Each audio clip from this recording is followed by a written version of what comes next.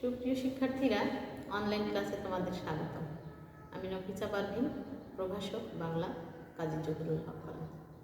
শিক্ষার্থীরা, আজ আমি বাংলা প্রথম পত্রের প্রতিদান কবিতা নিয়ে আলোচনা করব। প্রতিদান কবিতা কবি পরিচিতি, শব্দার্থ, টিকা এবং কিছু জ্ঞানমূলক প্রশ্ন আলোচনা করব। তো প্রতিদান কবিতার শব্দের অর্থটি আগে আমরা জেনে নিই। প্রতিদান শব্দের অর্থ হচ্ছে প্রত্যুপকার। প্রতিদান শব্দের অর্থ হচ্ছে প্রত্যুপকার।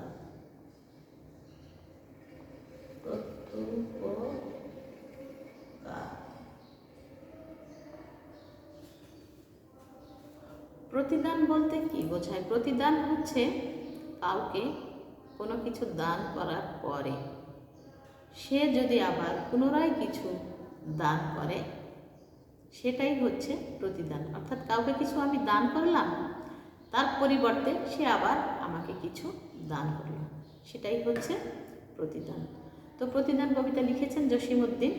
জসিমউদ্দিন বানানটাও আমরা সবাই সঠিকভাবে শিখব, কারণ অনেক সময় পরীক্ষায় এটা এসে থাকে যে জসিমউদ্দিন নিম্নের কোন বানানটি সঠিক দিয়ে 4টি অপশন দেওয়া থাকলে যে জসিমউদ্দিনের বানান রসৌ দয় দয় রশি দন্তনা, রসৌ দয় হস দয় রশি দন্তনা, রসৌ দয় হস দয় দীর্ঘি দন্তনা, এভাবে 4টি অপশন দেওয়া থাকে। তো আমরা সঠিক বানানটা শিখে নেব। জসিমউদ্দিন, এভাবে আমরা বানানটি লিখব। এবার জসিমউদ্দিনের জন্ম। জসিমউদ্দিন জন্মগ্রহণ করেন তাম্বুলখানায় মাতুলালয়ে। খ্রিস্টাব্দ হচ্ছে 1903 পহেলা জানুয়ারি। তো আমরা এটা দেখে নিই যে জন্ম হচ্ছে 1903 খ্রিস্টাব্দ পহেলা জানুয়ারি।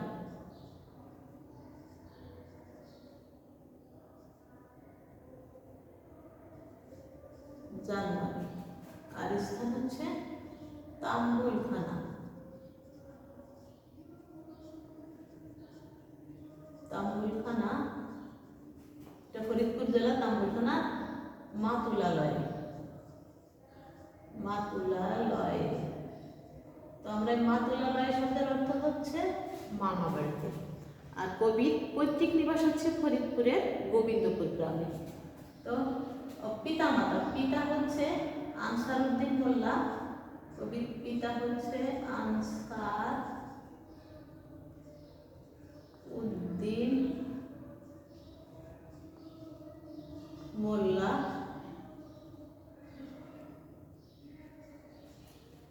আর মাতা হচ্ছে আমিনা খাতুন।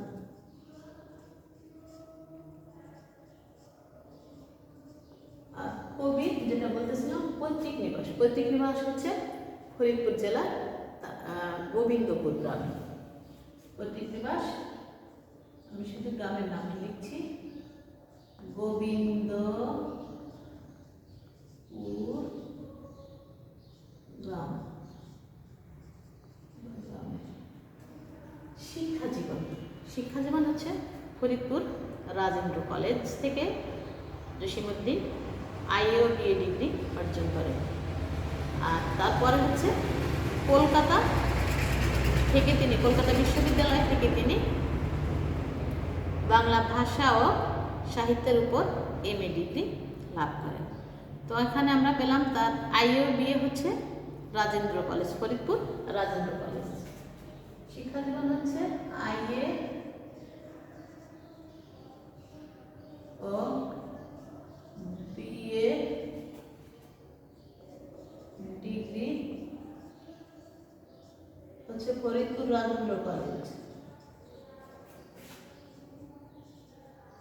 ফরিদপুর রাজেন্দ্র কলেজ।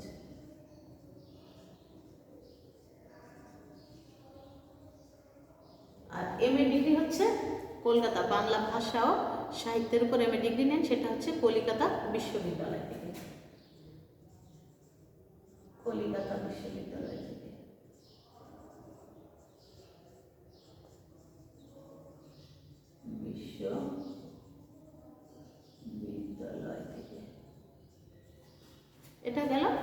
কবির সাহিত্যকর্ম। এরপরে আমরা যাব কর্মজীবন। এটা গেল কবির শিক্ষা জীবন, সাহিত্য না, শিক্ষা জীবন। এরপরে যাব হচ্ছে আমরা কর্মজীবন। কর্মজীবনে জসীমউদ্দীন ঢাকা বিশ্ববিদ্যালয়ে কিছুদিন অধ্যাপনা করেন। তারপরে তিনি সরকারের প্রচার ও জনসংযোগ বিভাগে উচ্চ পদে আসীন হন। তো কর্মজীবন হচ্ছে ঢাকা বিশ্ববিদ্যালয়ে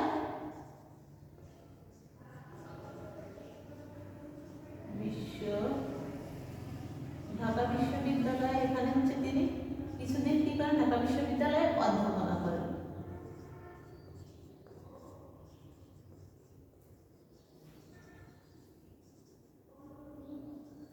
আর পরে সরকারের প্রচার ও জনসংযোগ বিভাগে উচ্চ পদে আসীন হন। সেটার নাম হচ্ছে কি, সরকারের জনসংযোগ, সরকারের প্রচার ও জনসংযোগ, সরকারের প্রচার ও জনসংযোগ বিভাগে,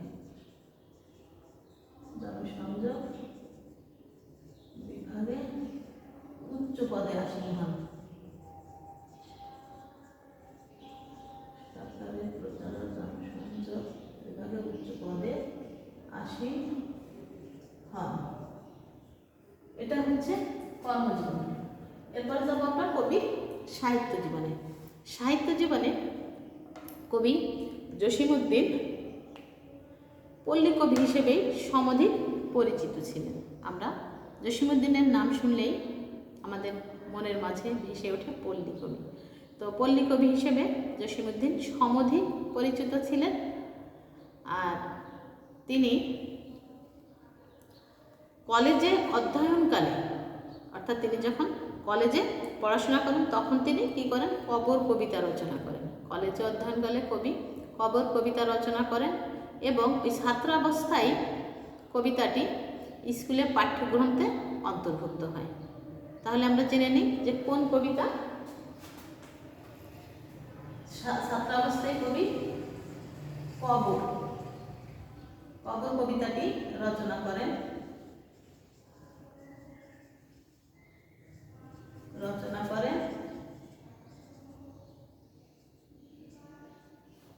আর এটি কবি ছাত্রাবস্থায় স্কুলে পাঠ্যগ্রন্থে অন্তর্ভুক্ত হয়। পল্লী কবি হিসেবে কবি সমধিক পরিচিত। এরপরে হচ্ছে আমরা যাব সাহিত্যকর্ম। সাহিত্যকর্ম হচ্ছে কবির বিখ্যাত একটি কাব্যগ্রন্থ, যেটি আমরা জানি নকশিকাঁথার মাঠ। এই নকশিকাঁথার মাঠ বিভিন্ন বিদেশি ভাষায় অনুদিত হয়। তো আমরা কবিতাটির কাব্যগ্রন্থটির নামটা দেখে নিই, নকশিকাঁথার মাঠ।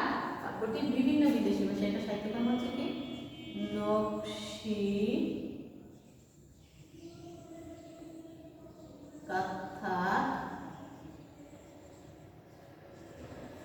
মাঠ। এটা হচ্ছে বিভিন্ন, নকশিকাঁথার মাঠ কাব্যটি বিভিন্ন বিদেশি ভাষায় অনুদিত হয়।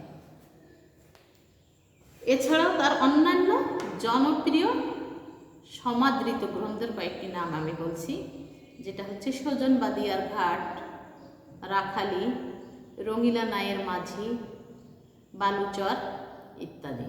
তো এটা আমরা এখানে জায়গা স্বল্পতা হলেও লিখছি। সজন বাদিয়ার ঘাট, সজন বাদিয়ার ঘাট,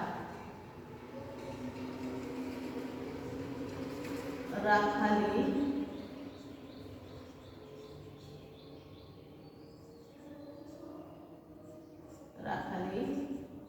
রঙিলা নায়ের মাঝি, রঙিলা নায়ের মাঝি, বালুচর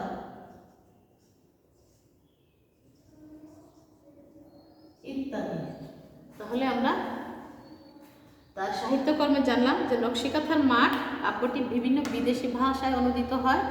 আর তার উল্লেখযোগ্য বা জনপ্রিয়, অন্যান্য জনপ্রিয় ও সমাদৃত গ্রন্থ হচ্ছে সজন বাদিয়ার ঘাট, বালুচর রঙিলা নায়ের মাঝি। আর একটা আছে ধান ক্ষেত, এটা আমরা লিখতে পারি। আচ্ছা, এখানে আমি ধান ক্ষেত লিখি, ধান ক্ষেত ইত্যাদি। এরপরে হচ্ছে উপাধি। উপাধি হচ্ছে সাহিত্য কীর্তির স্বীকৃতি হিসাবে রবীন্দ্র ভারতী বিশ্ববিদ্যালয় কবিকে ডি.লিট উপাধি প্রদান করে। তাহলে সাহিত্য কীর্তির স্বীকৃতি হিসাবে রবীন্দ্র ভারতী বিশ্ববিদ্যালয় কবিকে ডি.লিট উপাধি প্রদান করেন। সাহিত্য কীর্তির স্বীকৃতি হিসাবে, সাহিত্য কীর্তির স্বীকৃতি হিসাবে রবীন্দ্র, আমি এটা একটু মুছে ফেললাম জায়গা স্বল্পতার কারণে, স্বীকৃতি, সাহিত্য কীর্তির স্বীকৃতি স্বরূপ রবীন্দ্র ভারতী,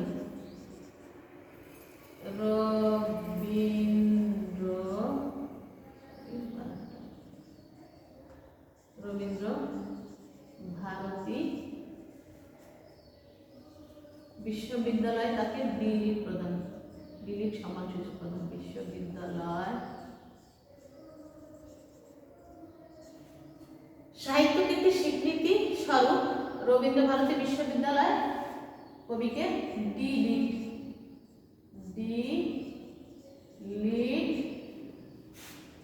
উপাধি প্রদান করে, উপাধি প্রদান করে। এরপরে হচ্ছে মৃত্যু। মৃত্যু হচ্ছে কবি 1976 খ্রিস্টাব্দে, 1976 খ্রিস্টাব্দে 14 মার্চ ঢাকায় মৃত্যুবরণ করে।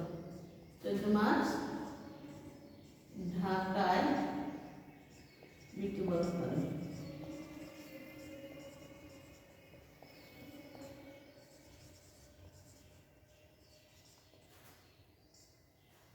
তো এটা হচ্ছে পেলাম আমরা জসীমউদ্দিনের কবি পরিচিতি। এবার চলে যাব আমরা পাঠ পরিচিতিতে। পাঠ পরিচিতি হচ্ছে জসীমউদ্দিন যে কবিতাটি রচনা করেন, প্রতিদান কবিতাটি, এটি হচ্ছে বালুচার কাব্যগ্রন্থ থেকে নেওয়া হয়েছে বা সংকলিত হয়েছে। তাহলে আমাদের প্রশ্ন হতে পারে যে প্রতিদান কবিতাটি কোন কাব্যগ্রন্থ থেকে সংকলিত হয়েছে? তো আমরা জানলাম এটি হচ্ছে বালুচার কাব্যগ্রন্থ থেকে সংকলিত হয়েছে। এ কবিতায় কবি ক্ষুদ্র স্বার্থকে বিসর্জন দিয়ে পরার্থপরতার মধ্যেই যে ব্যক্তির প্রকৃত সুখ ও জীবনের সার্থকতা নিহিত সেই বিষয়ে আলোকপাত করেছেন। সমাজ সংসারে বিদ্যমান বিভেদ, হিংসা, হানাহানি দ্বারা আক্রান্ত হওয়া সত্ত্বেও কবির কণ্ঠে প্রতিশোধ, প্রতিহিংসার বিপরীতে ব্যক্ত হয়েছে প্রীতিময় এক পরিবেশ সৃষ্টির আকাঙ্ক্ষা। কেননা ভালোবাসাপূর্ণ মানুষই নির্মাণ করতে পারে সুন্দর নিরাপদ পৃথিবী। কবি অনিষ্টকারীকে কেবল ক্ষমা করেই নয়, বরং প্রতিদান হিসাবে অনিষ্টকারীর উপকার করার মাধ্যমে পৃথিবীকে সুন্দর বাসযোগ্য করতে চেয়েছেন। তো এরপরে যাব আমরা কিছু শব্দার্থ। কবিতাটিতে শব্দার্থ আছে বিবাগী। বিবাগী শব্দের অর্থ হচ্ছে নিস্পৃহ বা উদাসীন। তারপরে আছে দীঘল রজনী। দীঘল রজনী শব্দের অর্থ হচ্ছে দীর্ঘ রাত। তারপরে আছে মালঞ্চ। মালঞ্চ শব্দটির অর্থ হচ্ছে ফুলের বাগান। ঠাই। ঠাই শব্দের অর্থ হচ্ছে স্থান। নিরন্তর শব্দের অর্থ হচ্ছে নিয়ত বা অবিরাম। তো এবার আমি কিছু জ্ঞানমূলক প্রশ্ন তোমাদের সাথে আলোচনা করব। তো আমি এটি মুছে ফেলছি শিক্ষার্থীরা। জ্ঞানমূলক প্রশ্ন কবি পরিচিতি থেকে হয়ে থাকে, শব্দার্থ থেকে হয়ে থাকে, আবার পাঠ পরিচিতি অংশ থেকেও হয়ে থাকে।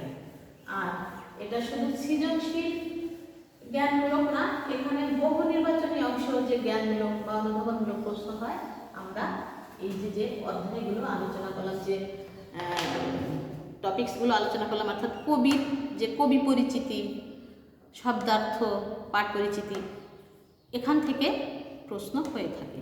তো আমরা প্রশ্ন দেখে নিতে পারি। শব্দার্থ আমি বলেছিলাম বিবাদী।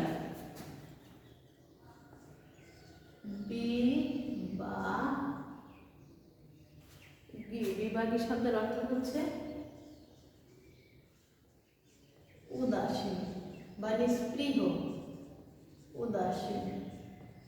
আমি শব্দার্থগুলো আর লিখছি না, দীর্ঘ রজনী বলতে হচ্ছে দীর্ঘ রাত। তো আমি প্রশ্নে যাচ্ছি, জ্ঞানমূলক প্রশ্ন আমাদের হতে পারে যে বিভাগী বলতে কবি কি বুঝিয়েছে, এরকম একটি প্রশ্ন হতে পারে। বিভাগী বলতে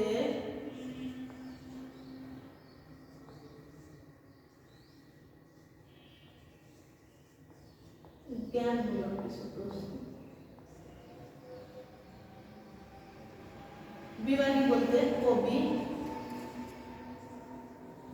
কি বুঝিয়েছে,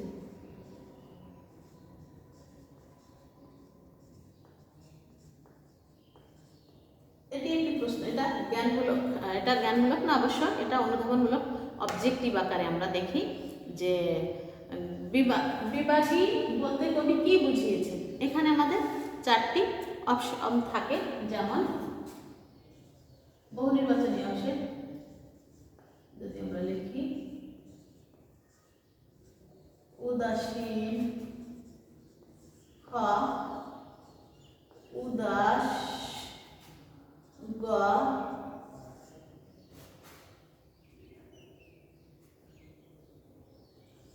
অবসান, আর ঘ হচ্ছে লিখি যদি আবর্তন।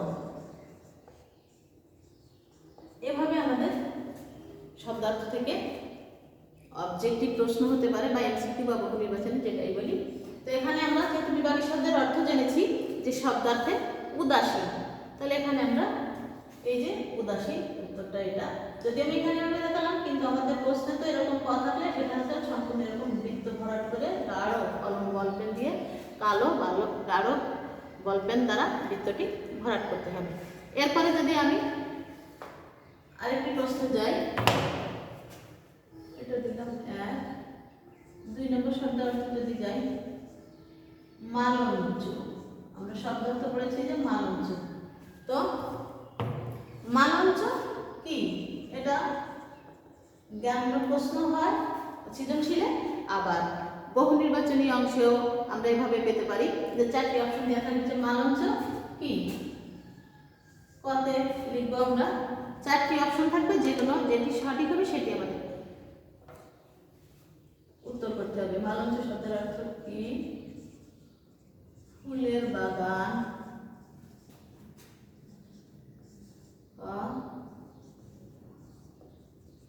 ফুলের কুড়ি, তারপরে আমরা যাব গ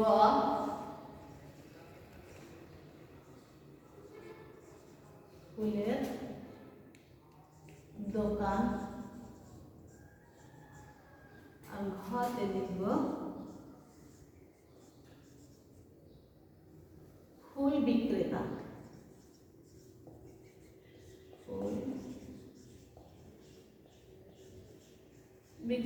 তাহলে আমরা শব্দার্থ থেকে প্রশ্ন যে মালঞ্চ শব্দের অর্থ আমরা জেনেছিলাম যে ফুলের বাগান। এখন এখান থেকে আমাদের এই শব্দার্থ থেকে জ্ঞানমূলক প্রশ্ন তোমার সৃজনশীল অংশ থেকেও হতে পারে, আবার বহু নির্বাচনী অংশেও হতে পারে। এরপরে যাব পাঠ পরিচিতি। পাঠ পরিচিতি পড়েছি আমরা, তো পাঠ পরিচিতি থেকে আমরা প্রশ্নে যাব সংক্ষিপ্ত অবজেক্টিভ প্রশ্নে। এটি আমি মুছে ফেললাম।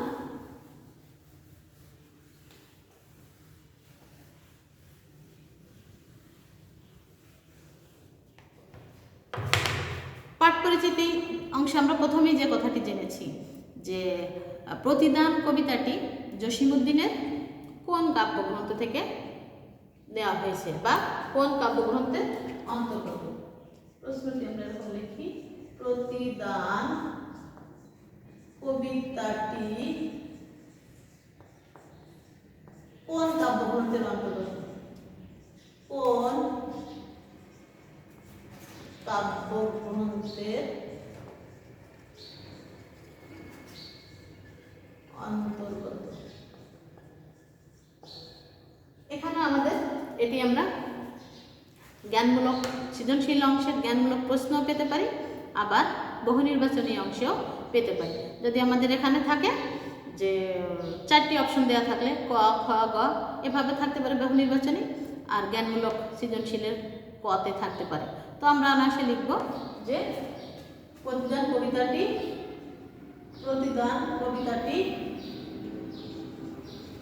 বালুচর